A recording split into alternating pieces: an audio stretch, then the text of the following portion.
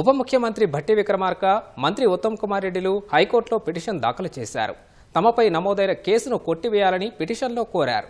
ఈ పిటిషన్ను స్వీకరించిన హైకోర్టు పబ్లిక్ ప్రాసిక్యూటర్ సైఫాబాద్ పోలీసులకు నోటీసులు జారీ చేసింది.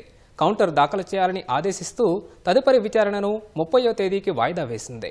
3 ఏళ్ల క్రితం కేంద్ర ప్రభుత్వం పెట్రోల్, డీజిల్ రేట్లు పెంచడాన్ని నిరసిస్తూ అప్పుడు ప్రతిపక్షంలో ఉన్న కాంగ్రెస్ నేతలు తెలుగుతల్లి ఫ్లైఓవర్ దగ్గర ధర్నా నిర్వహించారు. ఉత్తమ్ కుమార్ రెడ్డి, భట్టి విక్రమార్కతో పాటు పలువురు కాంగ్రెస్ నేతలు ఈ ధర్నాలో పాల్గొన్నారు.